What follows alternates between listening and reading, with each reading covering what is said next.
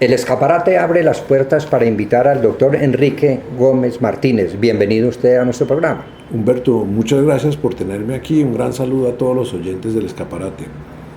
El doctor Enrique Gómez Martínez es abogado egresado de la Universidad Sergio Arboleda, con amplia experiencia en litigio y asesoría corporativa y estratégica en las áreas de derecho de seguros civil, comercial y administrativo y en el desarrollo de fusiones y adquisiciones. Ha sido director ejecutivo de la Fundación Álvaro Gómez y del Centro de Conciliación y Arbitraje de la Sociedad Colombiana de Ingeniería, director de Síntesis Económica, profesor del CESA y miembro de las juntas directivas de Adpostal, Sociedad Portuaria de Santa Marta, candidato presidencial y vocero de Salvación Nacional.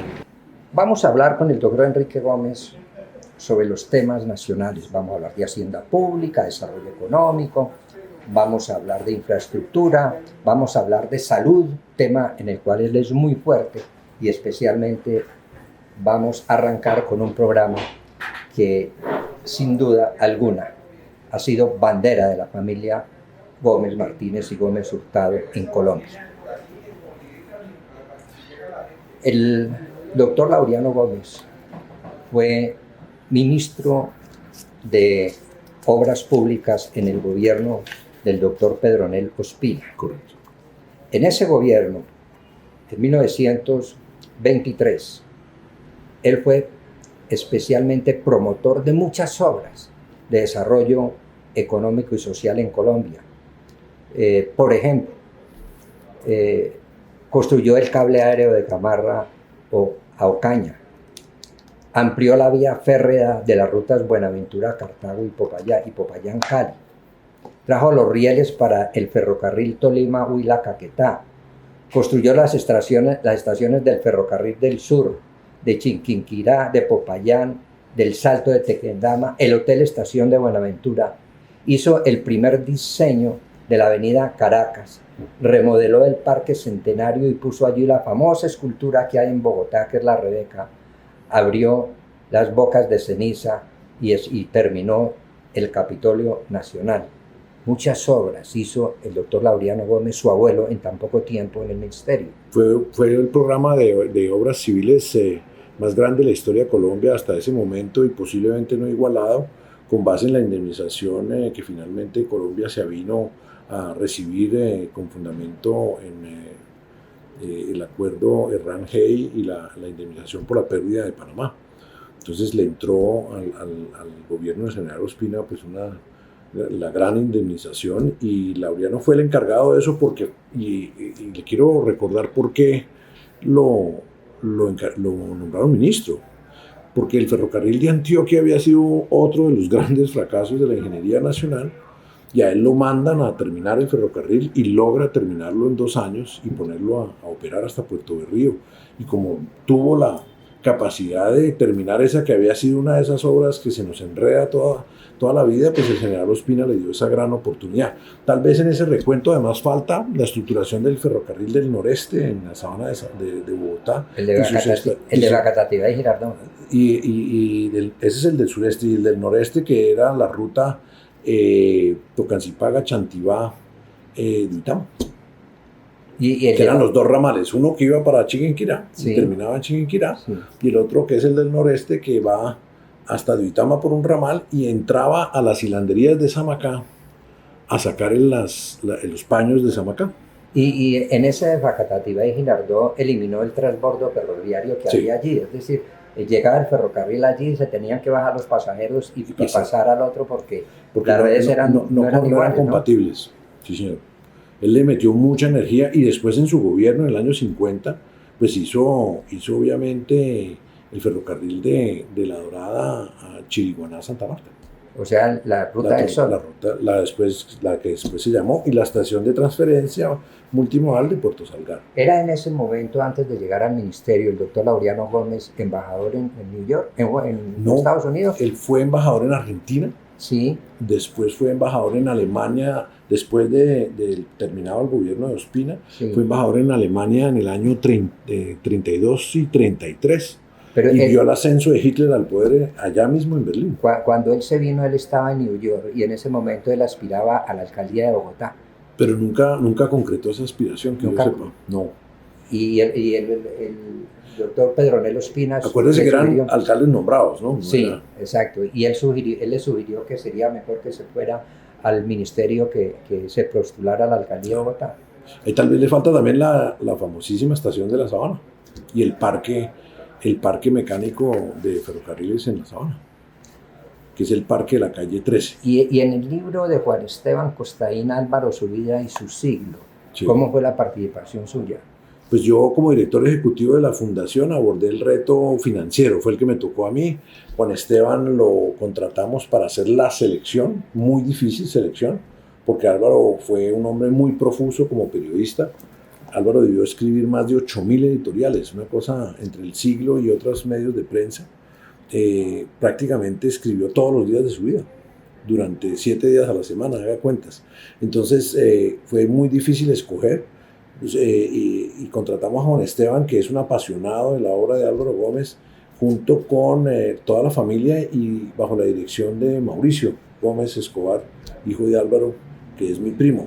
Mi rol fue levantar los recursos para sacar la obra selecta. Sí. Y este tomo que usted tiene corresponde a una nota biográfica, que es el tomo 1 de la obra selecta, ampliado, porque llegó un punto, nosotros queríamos la obra selecta para el centenario del nacimiento de Álvaro, el 19 de mayo del 2019, y Juan Esteban quería seguir escribiendo. Entonces lo que hicimos fue, cortamos, se incluyó la nota biográfica en el primer tomo de obra selecta y le dimos el permiso a Juan Esteban de coger estos derechos y seguir la obra. Y este libro que usted tiene en sus manos es lo mejor que le ha pasado a Álvaro Gómez. Creo que ha pasado de 15.000 ejemplares vendidos aquí en Colombia. Muy bien escrito, muy agradable y muy novelado. Y otra lista importante que hay allí en este libro de las ejecutorias del doctor Laureano fue la creación del Banco Popular, de Ecopetrol, Sí, correcto. el Ministerio de Fomento y el de Minas, el DANI. Sí, señor. Él fue un gran creador de la institucionalidad. El Banco Popular fue una reconversión de una caja, obviamente que participó muchísimo también en la estructuración de Ecopetrol cuando se hizo la reversión a la concesión Barco. Laureano fue un hombre muy prolífico en sus obras en el Poder Ejecutivo. De hecho, fue uno de los pocos Gómez que sí ha tenido ministerio y ha tenido presidencia. Después de eso, solo mi primo Daniel tal vez ha sido ministro, que fue ministro de Comercio Exterior en el gobierno de San Pedro. Daniel Mazara. Sí, y renunció obviamente cuando se asesinó a Álvaro Gómez. Claro. Pero Laureano fue un titán de la ejecución, un ingeniero civil de la Universidad Nacional. Y yo creo que muy poca gente en Colombia sabe que él era ingeniero y no abogado. Pero pues porque era un hombre muy culto y de un conocimiento de la ley y de la política muy amplio, pero su ADN era ser ingeniero.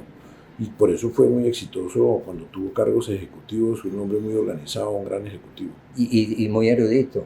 Mucho, impresionantemente culto. Todo lo ve usted en la obra de él.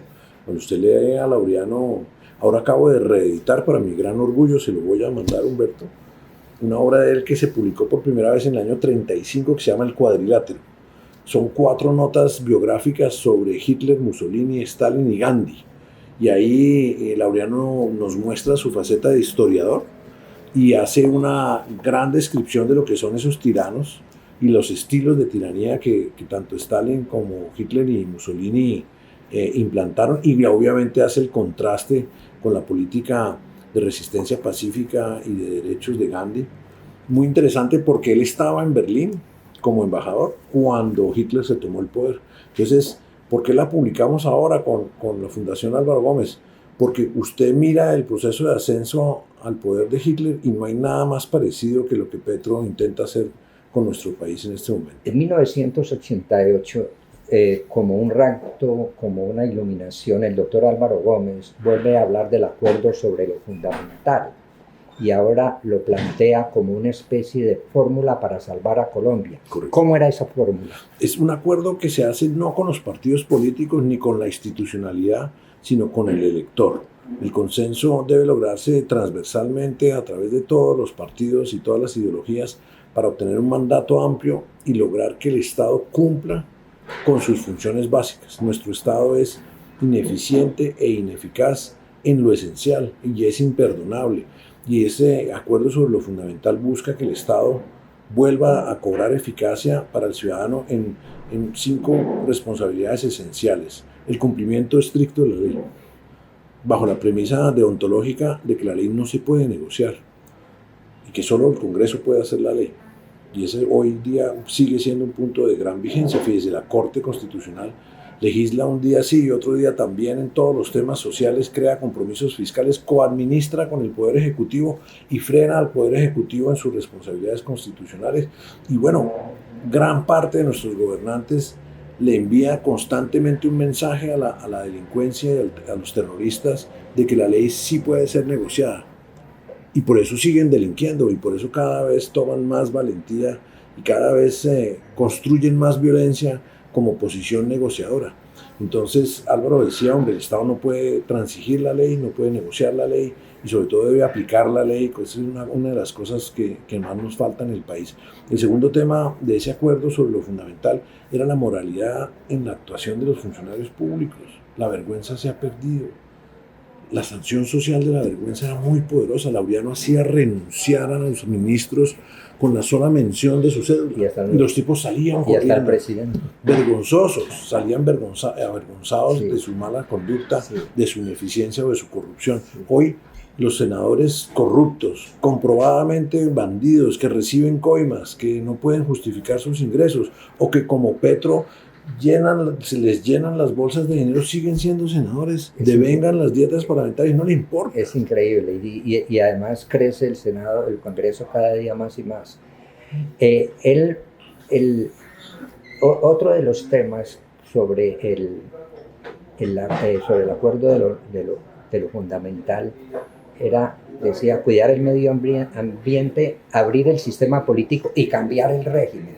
Hablemos un poquito del cambio de régimen, que son exactamente 2 palabras que nunca se olvidan en la historia, en la vida de Álvaro Gómez y de Laureano Gómez. Lo fundamental y el cambio de régimen, desde 1940, 50, 60. Se venía hablando de eso. Se venía hablando de eso. Ellos ya veían que el régimen había tocado fondo. ¿Usted qué opina sobre ese tema? Pues se equivocaron, claro. No solo no tocó fondo, sino que encima de eso al régimen asesinó a Álvaro Gómez. Y lo asesinó cuando estaba precisamente denunciando la corrupción de ese régimen en el caso de la elección de Ernesto Samper y ese contubernio espantoso para obtener la impunidad para los peores delincuentes del país, que eran esos grandes jefes de los carteles mafiosos de Medellín, de Cali y del norte del Valle. Y es al hacer esa denuncia que Álvaro lo asesinan, y es ese régimen que sigue apropiándose del Estado colombiano para sacar beneficio de él, para aprovecharlo, para cambiar, digamos, las estructuras para favorecer a ciertos miembros de ese régimen. Y ese régimen, como bien lo señalaba Álvaro, está compuesto no solo por funcionarios públicos corruptos, jueces corruptos, militares corruptos, sino también por empresarios, por la prensa. Y es un conjunto de personas que tienen una solidaridad oscura, la solidaridad a través de la cual ellos siguen beneficiándose y abusando del Estado y se mantienen a todos a sí mismos en lo que él llamaba una colcha de complicidades. Se tapan todos porque todos se conocen los fraudes y todos se conocen las componendas y los tráficos de influencia, y el consenso es que nadie denuncie a ninguno y que todos se puedan seguir beneficiando de la pequeña porción del Estado que tienen. Álvaro y Laureano lucharon contra el régimen de manera incansable. El régimen es el que da el golpe y pone a Rojas Pinilla. Y es el mismo régimen el que tumba a Rojas Pinilla después, en ese consenso importante logrado por Laureano y Alberto Lleras con la secretaría y el amanuense de ese Frente Nacional que fue Álvaro Gómez, precisamente allá en los pactos de Benidorm y Siches, para traer la paz, pero no se logró acabar con el régimen. Se hizo un acuerdo nacional que trajo la paz, pero no desmontó el régimen. Claro. Lo que es el Frente Nacional. El Frente Nacional, que fue un gran acuerdo, pero no pudo quitarle de las garras del régimen el Estado. ¿En qué momento cree usted que nace en Colombia?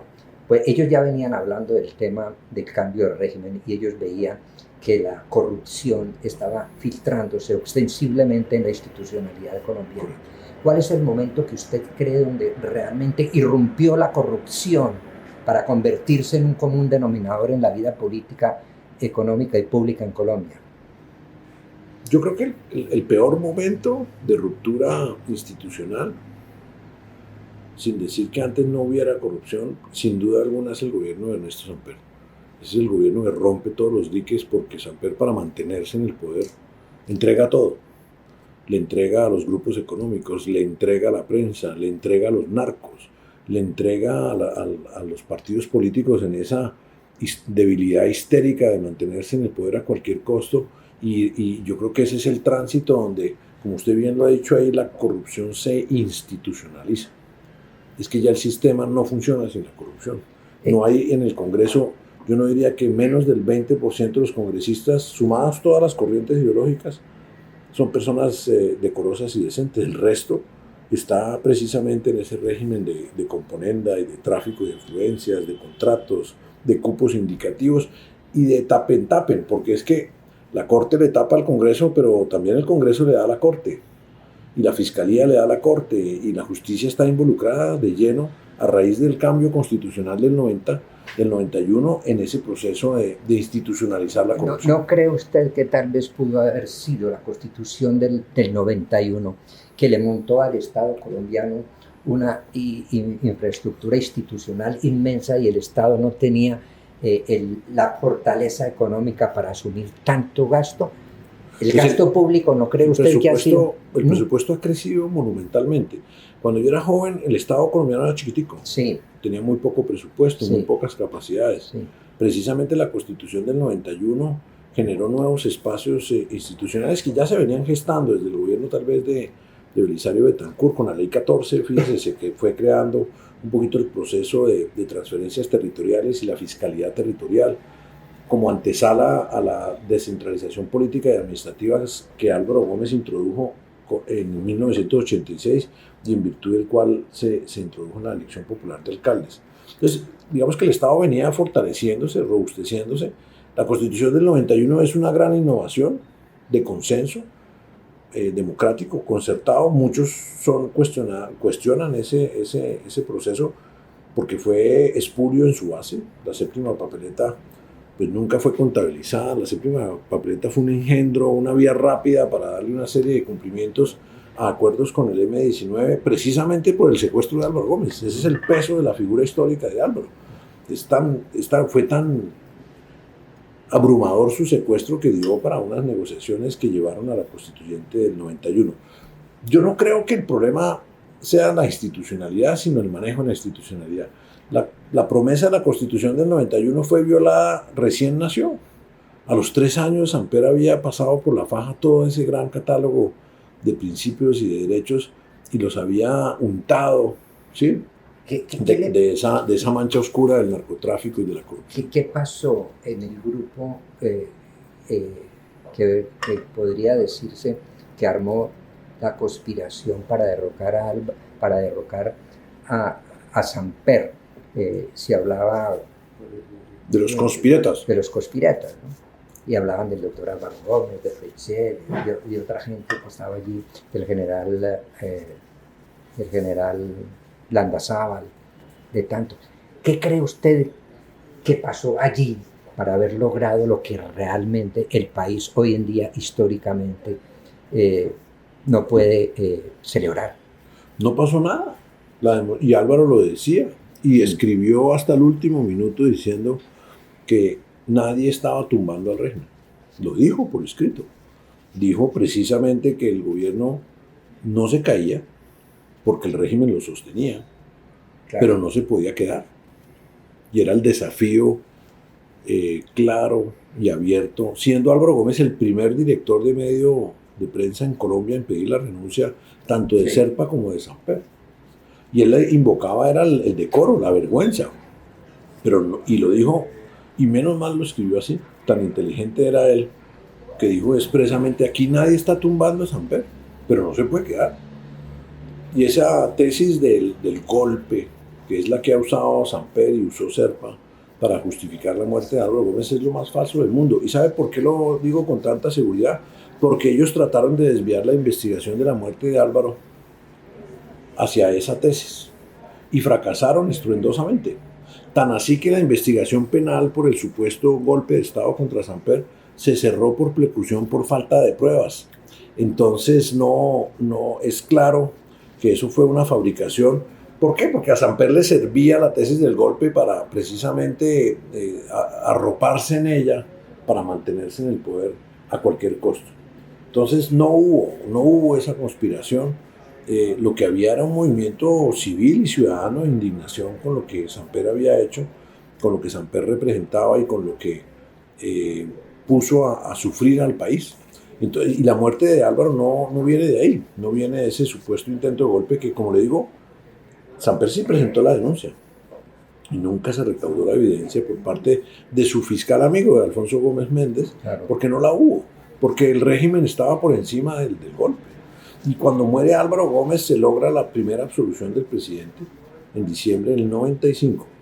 Después esa absolución se cae, ¿se acuerdan? El famosísimo escándalo de Heine Mogollón y las grabaciones que reveló el general Urbina, donde se evidenciaba que había sido comprado por el gobierno de Samper.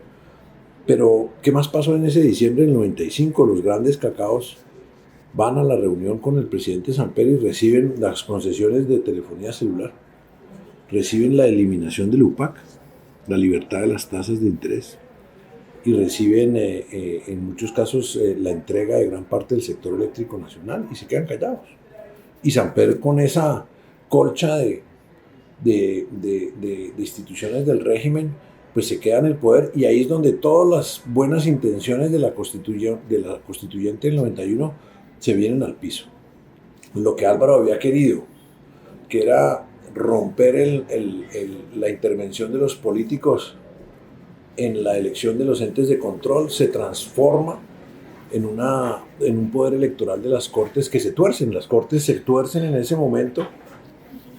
La primera de ellos, la Corte Constitucional. No se olvide que 9 parlamentarios de la Cámara habían sido procesados por cohecho y concusión por recibir plata para absolver a Samper, sí. Y es la Corte la que frena eso por vía de una tutela de Vivian Morales, e impide que se enjuicie a la Cámara de Representantes. Usted que es un fiel intérprete del pensamiento de Álvaro Gómez. Yo sí lo creo.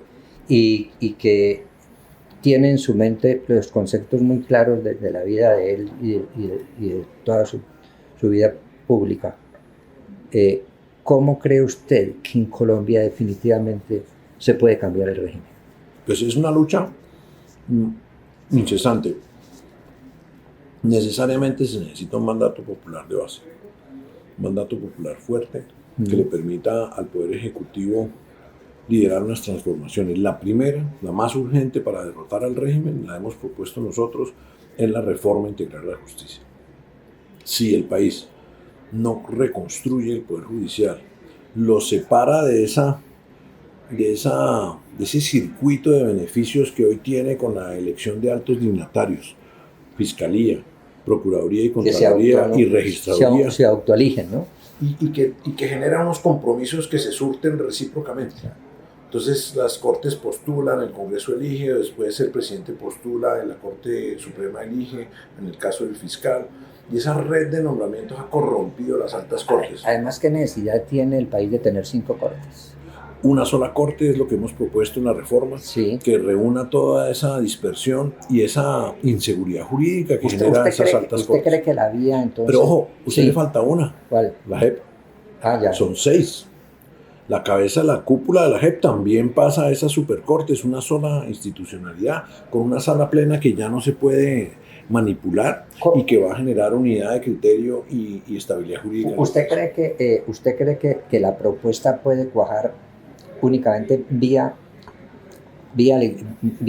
popular, o sea, como una iniciativa sin democracia, legislativa, popular? Sin referendo, ya lo dijo la registraduría, sin referendo no es posible reformar la justicia.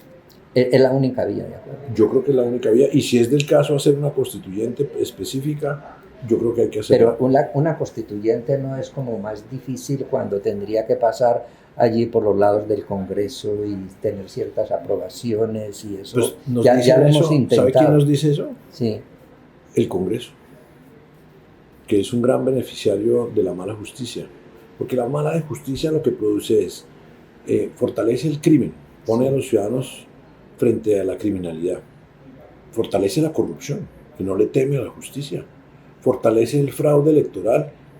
Mire el caso de Julio Gerlain, ya le han prescrito 3 de los 4 delitos que le fueron imputados.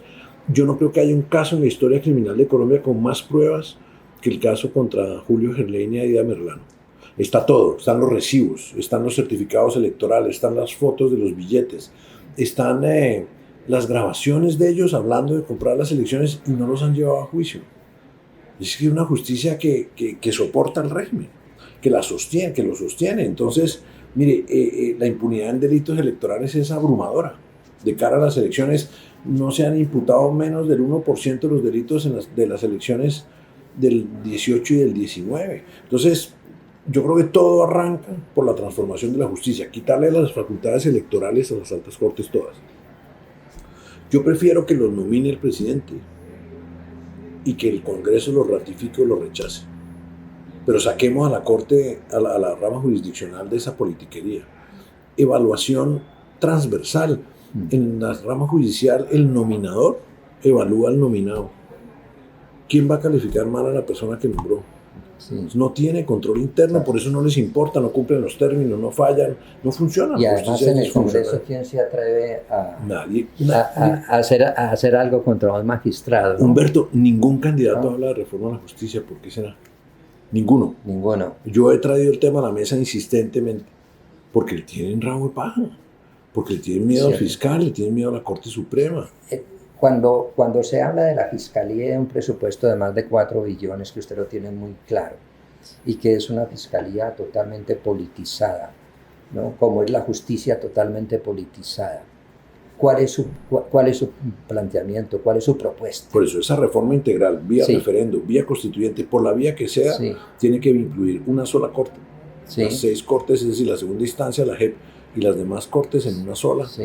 Eso va a generar unicidad, estabilidad jurídica, va a impedir la manipulación y el choque de trenes. Acabar con la provisionalidad. El 35% de los jueces están en provisionalidad, los concursos no se cumplen. El 95% de los fiscales están en provisionalidad, los concursos no se cumplen. Se volvieron corbatas, lagartos, y por eso funciona tan mal. La relación de 2-1, hay 2 fiscales por un investigador.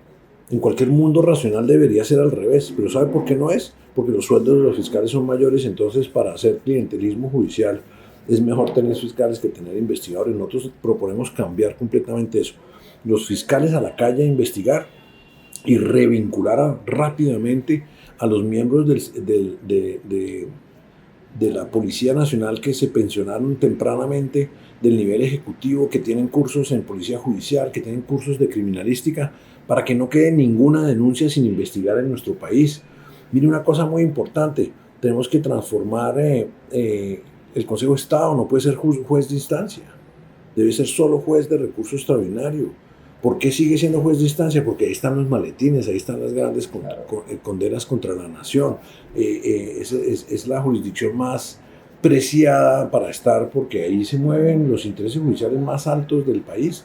Debemos eliminar también mucho proceso que no se necesita, lo laboral. El patrón no le incumple al trabajador, y el problema es del trabajador, tiene que contratar abogado, ir a un juzgado, estarse 10 años demandando, ¿no? O al contrario.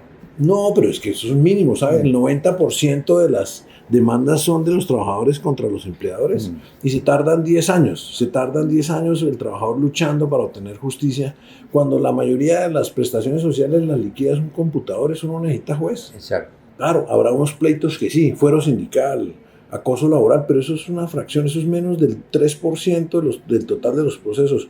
En esa sola medida, volviendo al incumplimiento de las prestaciones, un proceso administrativo sancionatorio como una multa, Nos quitamos 1.7 millones de procesos. Recuperamos casi 4.000 jueces para otras formas de justicia que también están en la total impunidad. Son muchas reformas las que nosotros estamos centrados en eso, porque pensamos que sin justicia una sociedad se disuelve. Y sin justicia pues quedamos en manos de los criminales y de los corruptos, que es lo que está pasando hoy en día. El gasto público es un juguete en Colombia. La insuficiencia del gasto público en Colombia es grave, no solo por los mandatos constitucionales de la reforma del 91, sino de la financiación del acuerdo de paz firmado entre el Estado y las FARC. El monto estimado por el gobierno es de 140 billones entre 2017 y 2031, más 224 billones para el componente rural estimado por la Misión para la Transformación del Campo y 35 billones para cubrirle el compromiso con las víctimas y la restitución de tierras. ¿Cree usted en la eficiencia del gasto público para atender los compromisos adquiridos? Se gasta mucho, se gasta mal. El Estado colombiano tiene un presupuesto hoy por hoy de 344 billones de pesos. Sí. De eso, 40% se nos va a la atención de la deuda pública. Claro. De nuestros gastos de funcionamiento, sí, más o menos una tercera parte a 2019 se nos va en atención de sistemas pensionales, es decir, subsidio al régimen de prima media y los regímenes especiales del Fondo del Magisterio y de las Fuerzas Militares, y por ahí de la universidad pública.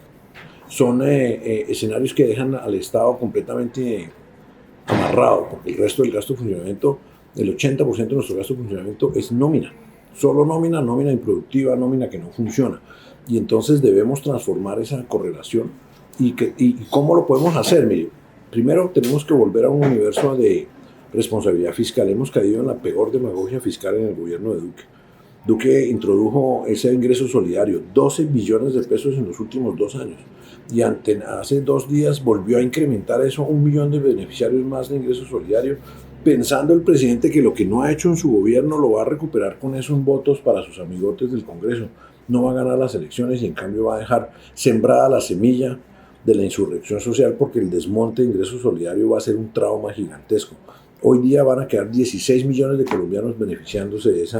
¿Cree usted que el gasto público en política es muy alto en Colombia cuando hay, primero que todo, un Congreso tan grande, cuando hay tantas operaciones políticas como, por ejemplo, consultas a toda hora? El que quiera hacer una consulta en Colombia la hace y el costo es altísimo, la restitución por votos es altísimo. La reposición.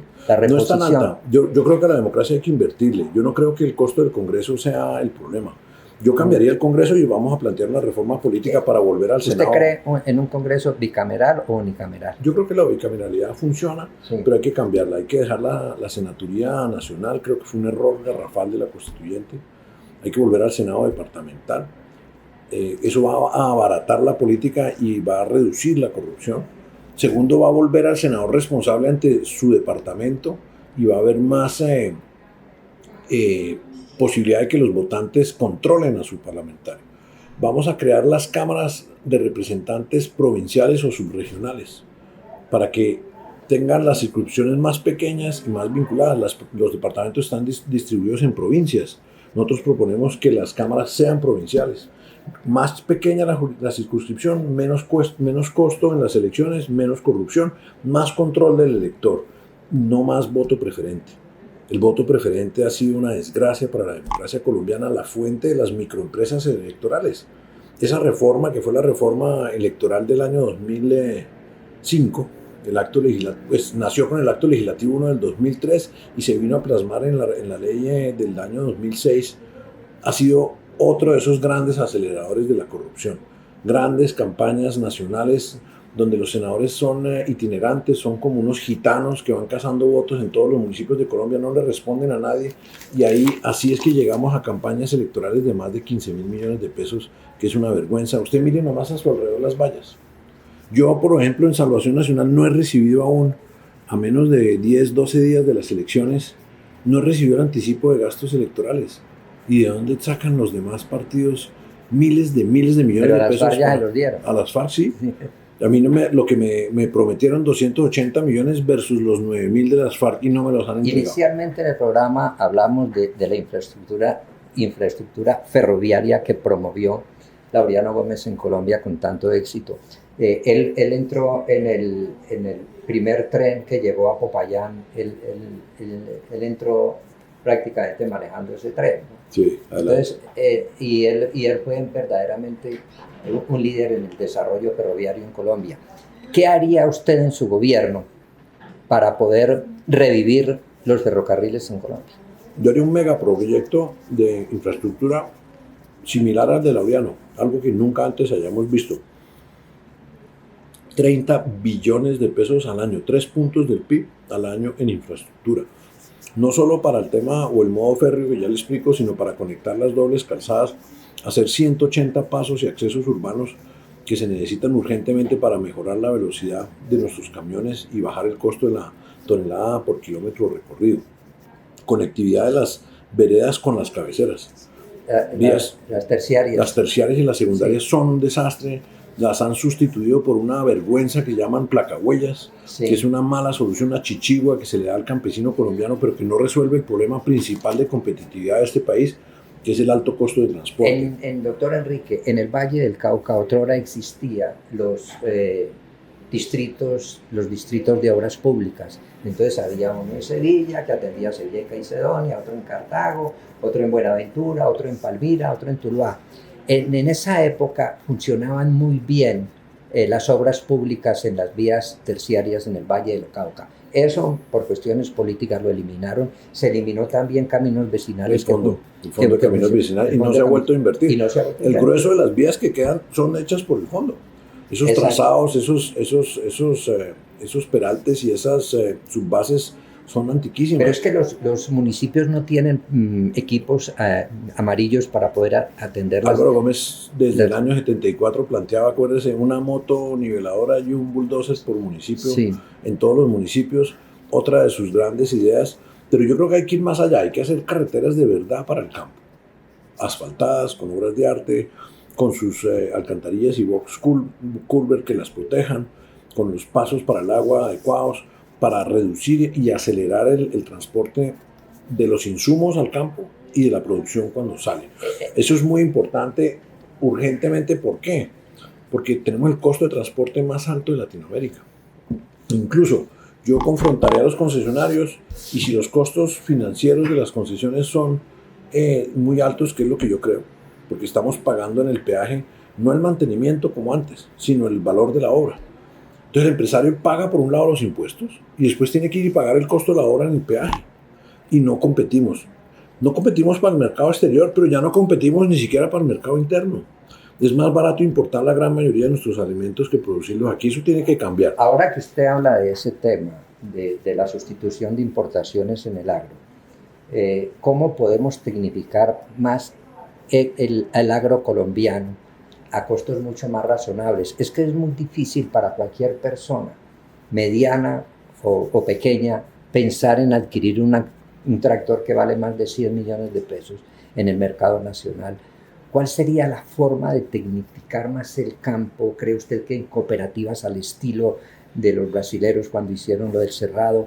¿Cómo cree usted que podría desarrollarse más técnicamente el campo en Colombia? Mi familia ha sido siempre partidaria del mutualismo y el cooperativismo como una solución para todo, y en particular en el campo las cooperativas productivas, las cooperativas de compra y las cooperativas de comercialización son vehículos importantes. Hay que volver a educar a la gente en el mutualismo y en el cooperativismo. Se ha perdido esa cultura y se ha desacreditado por graves hechos de corrupción que han resentido a los campesinos. El Estado debe tomar un rol activo en promover la unión. Pero la unión de hoy es distinta a la unión de antes. La unión de hoy tiene que ser con base en el Internet.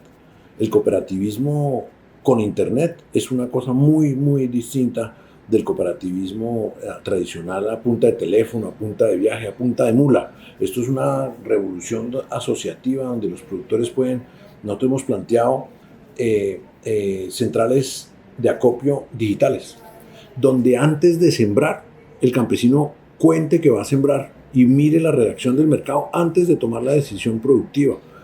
A través del Internet se traslada mucha tecnología. Volver a hacer la caracterización rural. El Estado ya no sabe quiénes son los agricultores, qué están haciendo, qué suelos tienen y cómo está su infraestructura. No hemos vuelto, nos remitimos al censo del DANE, que no sirve para la agricultura. El censo del DANE pues cumple su propósito censal poblacional, pero no nos sirve de censo agropecuario. Sí. Y hace años que estamos en mora de renovar ese censo agropecuario e ir y mirar realmente qué necesitan los agricultores. Tenemos una propuesta muy interesante, muy sencilla. Los profesionales del agro que quieran crear empresa agropecuaria deben recibir apoyo del Estado y crédito de largo plazo para comprar o arrendar las fincas. Hoy día usted sale como ingeniero agrónomo o veterinario a montar una finca y tiene que comprarla con un crédito a 5 años, crédito comercial a unas tasas impagables. Entonces, el talento que se está formando, que quiere volver al campo, no puede producir. Abrámosle a esas personas la puerta para generar emprendimiento agropecuario, porque el campo se está envejeciendo. Los jóvenes se están yendo del campo porque trabajan en campos demasiado duros, demasiado inciertos, no hay internet, no hay fomento.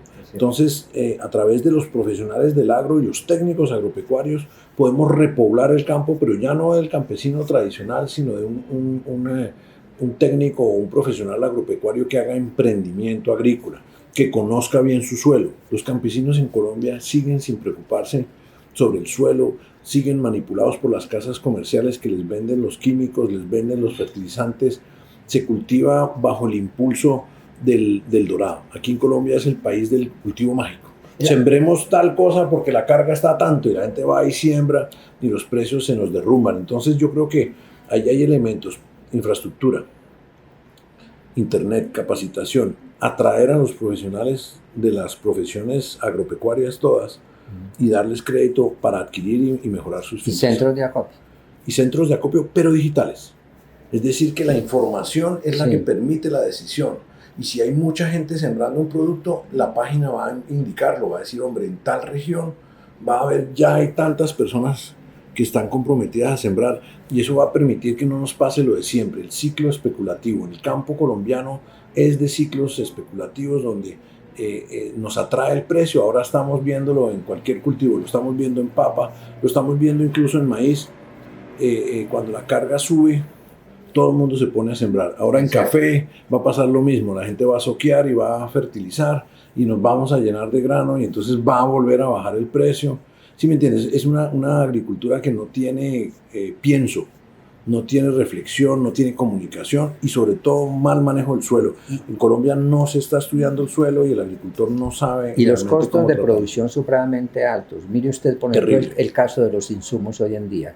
Hay que hacer un subsidio temporal ya, urgente. ¿Qué nos pasa con la urea y con el DAT, que son las bases de la fertilización? Pues entre la crisis de la pandemia, la devaluación, la crisis en Ucrania y la crisis de logística global, los costos en general de suministros para el campo se han triplicado en los últimos 10 o 12 meses. ¿Cómo interpreta usted ese incremento en los precios de los productos agropecuarios en Colombia frente a las cifras del DANE?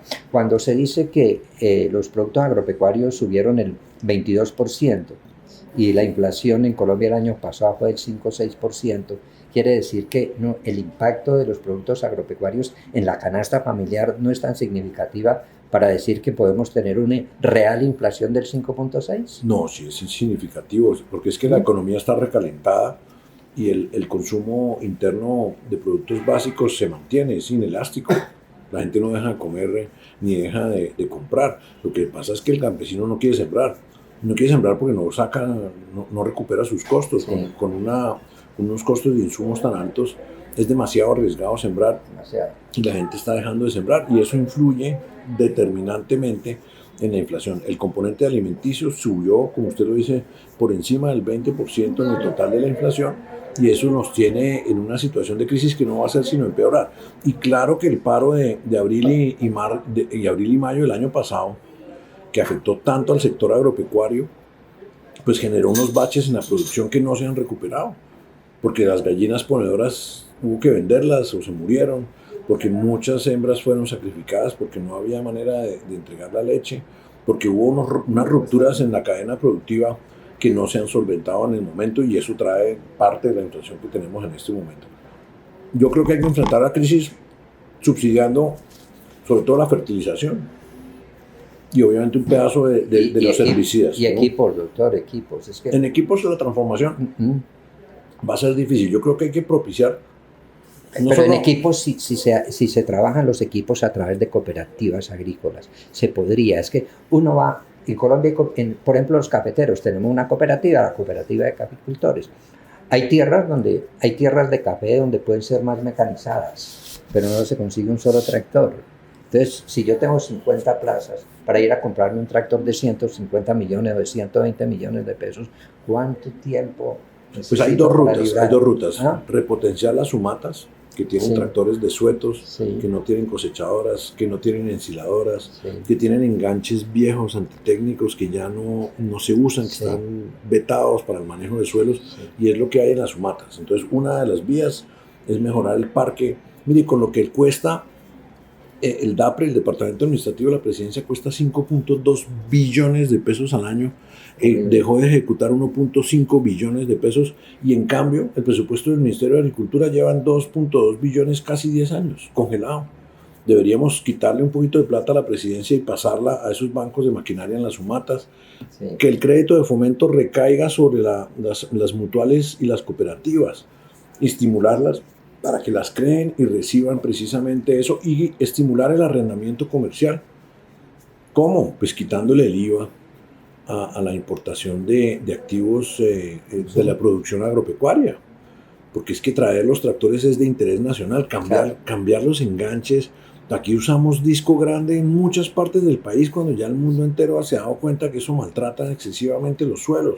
Hay nuevas tecnologías para eso. Yo propongo, por ejemplo, reducir la densidad de árboles en el café en ladera y ensayar a mecanizar con tractores pequeños como se ha hecho en China y Taiwán, que tienen enormes cantidades de construcciones, perdón, de explotaciones agrícolas en terraza mecanizadas. Porque de otra forma el futuro de la agricultura, de la caficultura colombiana está en Doctor, riesgo. yo siembro café, pero no siembro café a 1.5 o 1 por 1, como generalmente Federación recomienda. Pues ¿Qué densidad tiene usted? Yo siembro café entre 2 y 2.50. ¿Mejor?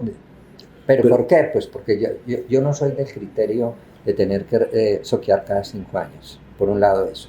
Y por el otro lado, soy del criterio que el árbol me debe producir desde la raíz hasta el copo. Doctor, entonces, cuando usted tiene un café sembrado a 1 por 1, a 1.20 por 1.20, ¿qué pasa cuando se encuentran las ramas? Sí. Se pierde. No produce abajo. Y el árbol, yo no le puedo decir al árbol, ¿sabe qué? Como usted no produce abajo, entonces yo no lo voy a fertilizar. Ese es el gran equívoco que Yo hemos creo que tenido. hay que reducir la densidad y terraciar. Sí. Como hacen en Brasil. En Brasil tienen menos densidad por hectárea, pero la tienen mecanizada. Entonces la costo-eficiencia general es mayor. Depender menos de la mano de obra, obviamente va a ser traumático, porque de todas formas el café sigue siendo un empleador importante, pero hay que salvar la productividad. El café no está siendo productivo. El café en llanura, pues no, creo que es un sueño imposible. Sí, claro. Pues se les ha invitado a que se muevan a la altillanura, pero el Estado no hace las vías, no pone los mecanismos. Por ejemplo, ferrocarriles para la altillanura, ahí serían eficientes. Y ese puertocarreño ahora. Pues los ferrocarriles son interesantes en cargas homogéneas, que tengan estabilidad en la generación. Los ferrocarriles para carga general son menos viables en Colombia, aunque mire, muy sencillo, permítame que no le contesté su pregunta. Rehabilitar las estaciones de transferencia de Sevilla, ¿cuánto vale eso? Para que los volteos de las locomotoras se haga con seguridad. Este gobierno, el anterior gobierno, los últimos 10 gobiernos han dejado de hacer una obra que es una obra sencilla, para poder tener volteo en la Dorada Chiriguaná, claro, y rehabilitar ahí hay cargas estables, contenedores de venida, claro, y se puede sacar aceite de palma, se puede sacar el crudo de Rubiales y evitar ese transporte y ese trasiego, claro, y descargarlo. Y es que la frontera anfícola tiene que ser hacia allá, ¿no? La apertura con cargas homogéneas. Yo sí visualizo que el ferrocarril, así sea vía estrecha, claro que es un problema, pero hoy día hay metodologías para que esos ferrocarriles tengan eficiencia, pero el Estado entrega esa operación ni siquiera a un concesionario, sino a un administrador. Se perdió la cultura de respeto por la vía férrea y los pasos a nivel. ¿Usted sabe que el administrador de ferrocarriles y bienes tiene más abogados que obreros? Increíble. Porque la gente invade las zonas, el mantenimiento es pobre y no se hace inversión en infraestructura. Usted no puede pedir a la gente que meta una locomotora carbonera hasta La Dorada para voltearlo en una infraestructura que está construida por mi abuelo hace 75 años. Hay que tumbar eso y hacer algo nuevo, bueno, y tener los rotadores que le den garantías al empresario, y va a ver que vuelve la operación férrea en ese eje tan importante a un puerto muy eficiente que conozco muy bien porque fui de la Junta Directiva de Sociedad Portuaria de Santa Marta, y tiene un gran potencial para traer carga granelera, por ejemplo, por ferrocarril. Es decir, las cargas pueden estar, pero el Estado es de una negligencia. Mire la concesión bonita que hubo aquí en el ferrocarril del Pacífico y cómo el Estado abandonó al concesionario en manos de los colectivos de camioneros. no, y de los consejos comunales que acabaron con la vía, porque a punta de chantaje y consultas previas pues no se permitió la operación, y era una de las grandes concesiones del país. Se hicieron las inversiones, se trajeron las locomotoras, se trajo el equipo rodante. Claro que la carga está.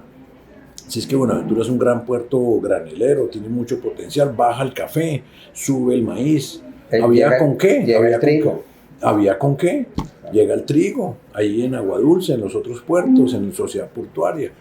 Y el Estado dejó quebrar al concesionario de la manera más infame, a través de las no consultas previas, sino permisos previos que están destruyendo al país. En Colombia el consumo per cápita de cerdo ha subido y el consumo per cápita de pollo ha subido también, no tanto del ganado bovino, pero no tenemos un solo frigorífico certificado por la YUSDA, por ejemplo, certificado por la Unión Europea para nosotros exportar carne. ¿Usted qué piensa sobre eso? Pues la entidad responsable le quitaron la responsabilidad de los sellos fitosanitarios. Entonces se lo pasaron a Procolombia, que es una entidad de lagartos, que no es técnica. Es como una cosa tan técnica donde está el proteccionismo comercial moderno, que son los sellos fitosanitarios. Se lo quitamos a los técnicos que había y se lo dimos a un poco de corbatines de lagartos en Procolombia, pues no han fracasado. Y obviamente sin esa certeza pues no hay posibilidad de exportar carnes cortadas. Estamos exportando en pie con unos valores agregados nulos. Nulos, sí, totalmente. Entonces hay que volver al campo una actividad de valor agregado en todas las cadenas productivas. Hay que promover las cooperativas de producción y transformación y valor agregado y de compra. Es que el gran triunfador en todo este proceso es el intermediario. Yo siembro plátano y a mí me pagan a 800 pesos el kilo en la finca. Iba a comprar un plátano en cualquier supermercado y vale 1.500 pesos un plátano. Pero es que entonces, el campesino tampoco le da valor agregado. Usted no lo mete en la bolsita, no lo lava. Yo he hablado mucho con los intermediarios. También ellos sufren el escarnio nacional. Entonces la gente le dice a uno, bueno, si yo no voy a tal pueblo a comprar la papaya, nadie va. Pues que yo soy el único que llego. Y digo, ¿por qué? Pues mire la carretera. Es que tampoco, la falta de infraestructura genera precisamente esas distorsiones de mercado. Y entonces el campesino saca en el taxi rural las manos de plátano, ¿sí? Sí, sí. A su costo. Sí. Cuesta mucho más el transporte que el plátano. Sí, claro. Mucho más, estoy hablándole de que sí, claro, en una arroba de plátano 35.000 pesos son el transporte y 5.000 es el plátano. Es cierto, es cierto. ¿Es así o no es así? Sí, entonces el campesino baja con el transporte, que es el principal costo, y hay un solo comprador en la galería. Mire, el tipo se lleva el plátano al precio que quiera porque no hay ni siquiera competencia, no hay nadie ofreciendo. Pero mire usted, por ejemplo, en el caso del Valle del Cauca, aquí hay una central de abastos que es Corabasto, que es Cabaza. Entonces, y hay una plaza de mercado muy grande en Cali que se llama Santa Elena. La mayor parte de los productos vienen a esos dos sitios. Si se sabe qué produce la región cafetera, plátano, banano, frutas, mandarinas, pues ¿por qué la central de abasto no está por allá? Cuando tiene que traer uno al costo de uno, el transporte pesa demasiado. Pero es la selección de... ¿Por qué el productor se vuelve débil? Porque saca y fleta sin saber a cómo ni a quién va a vender. Eso lo digo. Por eso centrales de abasto digitales. Pero desde antes de la siembra, antes de fertilizar la naranja, yo digo, voy a fertilizar 20 cuadras de naranja. Y aviso, y empiezo a negociar antes. Antes de sembrar la cebolla, antes de sembrar la yuca, antes de sembrar el maracuyá, estoy diciendo, es que voy a sacar 5 hectáreas de... Entonces la gente sabe. Y entonces esas centrales de información digitales van a permitirle al agricultor tener mejor información y regular la oferta y modular la demanda también, porque es que todo se hace por impulso, por intuición, porque es lo que vengo haciendo hace 20 años.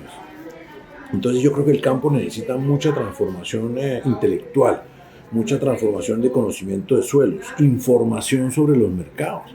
Entonces el señor llega con su camión de 3 o de 7 toneladas a Cabaza y ya está derrotado desde que entra. Totalmente. Porque él no sabe qué precios hay ni quién va a salir. ¿Sí me entiende? Entonces yo creo que hay que transformar eso con información. Y no hay garantía en cuanto a precio. Yo puedo sembrar zapallo. Yo sembré zapallo. Yo no creo en las garantías de precio. Yo pasé de ají a zapallo, allá en mi finca cafetera. El ají no lo pude sembrar, seguir sembrando, teniendo contrato con empresas muy serias que exportan ají y sostienen el precio. Y yo sabía cuál era mi precio. Pero los costos de los insumos y la mano de obra me llevaron a que el producto totalmente... No fuera rentable. Incumplió sus contratos. Que no cumplí, se terminó, pero no pude volver a sembrar. Usted que es un agricultor de toda la vida. Sí. Con toda la institucionalidad agropecuaria. Sí. Ministerio, 18 entidades vinculadas, Banco Agrario, Proexport o Procolombia, toda esa vaina. Y nadie anticipó la subida de los insumos. ¿Qué hacen todos esos lagartos? Nadie levantó la mano, nadie, porque está el ministerio en manos de la politiquería, en manos de gente incompetente que no tiene sentido de visión, que no está mirando el futuro. ¿Cómo me explica usted que todo el Estado colombiano lo cogió por sorpresa la subida de los insumos? ¿Cómo puede ser? Entonces, ¿para qué pagamos todos esos burócratas? ¿Para qué es que están? Claro, ¿cuánto costaba un bulto de urea antes de la pandemia? De 80.000 antes de la pandemia. Ahorita están 320. Exacto. Y lo mismo es bien de precios, ¿no? Yo creo que está desfasado un poquito Depende de la región. En la urea, ¿no? Yo creo que la urea está como a 2.20. Depende del sitio. El Tolima está a 300. Sí. Bueno, y no hay. No hay. Ni siquiera se consigue. No hay. Y el DAP igual. El DAP era un producto de 90.000 pesos y ya vale 230, 250. 3 veces. 3 veces. La regla general en promedio es que se triplicaron los costos. Pues hay que transformar eso. Yo no puedo creer que nadie en el Estado colombiano haya anticipado la crisis de insumos. Y el agricultor tiene derecho a no sembrar si siente que va a perder, pero se queda sin su ingreso. Y se queda con el impuesto. Se queda sin generar empleo. Y sin generar para sí mismo. Sí. Tengo que entrar a... Bueno, Humberto, ha sido muy interesante, importantísimo transformar nuestra cultura agropecuaria, infraestructura, conectividad, volver a tener vivienda de interés, subsidio para vivienda de interés social rural. ¿Qué pasó con el mejoramiento de la vivienda rural? No tenemos acueducto, no hay agua potable, no hay internet y queremos que los jóvenes se queden en el campo. ¿Por qué? No hay escuelas en la ruralidad, la formación educativa en los municipios categoría 4, 5 y 6 es la peor del país. ¿Quién quiere criar un hijo en ese entorno? Entonces, yo lo que creo es que hay que infraestructura, conectividad, subsidio a la vivienda rural para mejoramiento, reemplazo o construcción. Todos los subsidios de vivienda de interés social se entregan en las 5 principales ciudades del país. ¡Qué desigualdad! Y carreteras, porque en el costo de transporte hay gran parte de la ineficiencia del agricultor.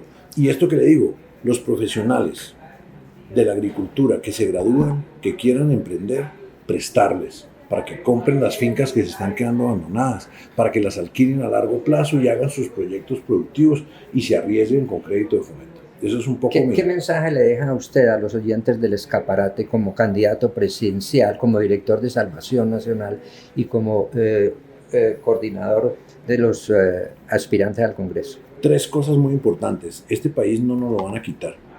sí hay solución, Petro no ha ganado. Dejemos de atrás la depresión y la desesperanza. El cuerpo que se deprime se le baja el sistema inmune y le entra el virus de Petro. Segundo, Salvación Nacional sí es una alternativa. Nuestras listas son listas transparentes, listas cerradas precisamente para acabar con el voto preferente. Son personas del sector privado que tienen buena experiencia y buen recorrido. Y tercero, si le gustan estas ideas que ha escuchado aquí en el escaparate, actívese salvacionnacional.co. Ahí encuentran nuestros programas, la posibilidad de ser militante y la posibilidad de que nos ayuden en expandir este mensaje y difundirlo. ¿Cuántos candidatos al Senado y a la Cámara en Colombia? Tenemos 15 en la lista cerrada a Senado y 19 listas a Cámara en 19 circunscripciones, incluyendo colombianos en el exterior. Muchas gracias, doctor Enrique, por haber estado en el escaparate. Humberto, mil gracias por tenerme aquí y un saludo grande a todos los oyentes. Muchas gracias.